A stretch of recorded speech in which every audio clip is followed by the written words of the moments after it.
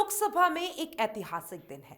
देश के राष्ट्रगीत यानी कि वंदे मातरम के 150 वर्षगांठ पूरे होने पर संसद में 10 घंटे लंबी चर्चा होने जा रही है।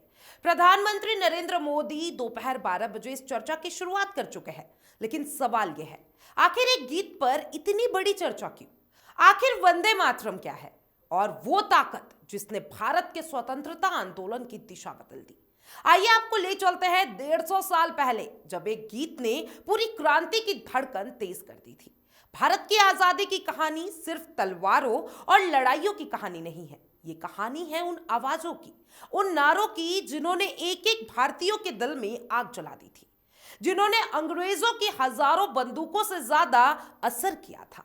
और इन्हीं आवाजों के केंद्र में था वंदे मातरम, एक ऐसा गीत जो आज भी वही जोश, वही गर्व और वही धड़कन में तेज जगा देता है जो उसने स्वतंत्रता आंदोलन के दिन में जगा दिया था। साल था 19वीं शताब्दी का। ब्रिटिश सरकार ने आदेश निकाला, सभी सरकारी संस्थाओं में गॉड सेव द क्वीन गाना जरूरी है। यह आदेश बंकिम चंद्र चटर्जी के दिल को चीर कर गया। उन्होंने सोचा, क्या हम अपनी ही धरती पर, अपने ही मातृभूमि पर विदेशी सत्ता की स्तुति करेंगे?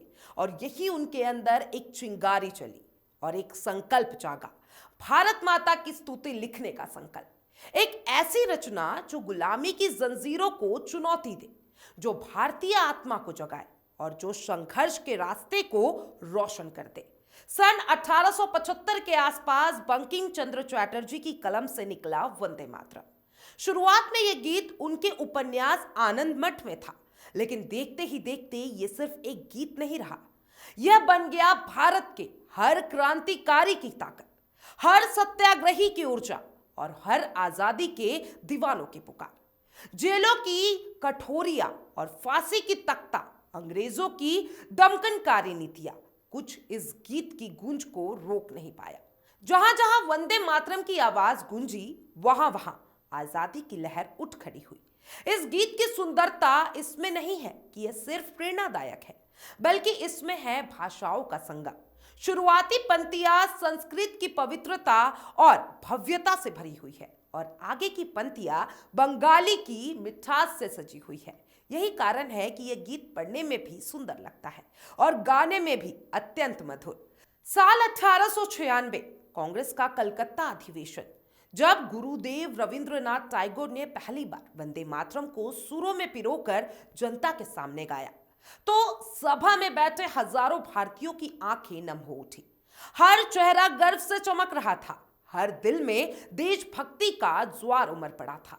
बाद में महान विचारक अरबिंदो ने इसका अंग्रेजी अनुवाद किया, जिससे यह गीत दुनिया भर में भारत की आत्मा बनकर फैल गया। अंग्रेजों के खिलाफ जब भी कोई जुलूस निकलता है, आजादी के दीवाने जब भी जेल की ओर बढ़ते हैं, क्रांतिकारी जब भी अपने मिशन पर निकलते हैं, एक ही आवाज गूंजती है, वंदे मातरम। यह गीत क्रांतिकारियों की सांस बन चुका था, इसलिए ब्रिटिश शासन ने इस गीत पर कई बार प्रतिबंध भी लगाया, लेकिन प्रतिबंधों से कभी क्रांति नहीं रुकी, बल्कि गीत और तेजी से गूंजने लगा। 24 जनवरी 1950 भारत का संविधान अपनाया गया। उसी दिन संविधान सभा ने निर्णय लिया कि देश का राष्ट्रगीत होगा वंदे मातरम। राष्ट्रगान जनगण मन के बराबर सम्मान के साथ वंदे मातरम को दिया गया, सर्वोच्च स्थान मिला। और यह सिर्फ एक सम्मान नहीं था, यह उन लाखों स्वतंत्रता सेनानियों को श्रद्धांजलि थी जिन्होंने इसे अपना सांस, अपना साहस, अपना संकल्प बनाया था। क्योंकि यह सिर्फ संगीत नहीं, यह सिर्फ शब्द नहीं, यह भारत की आत्मा है।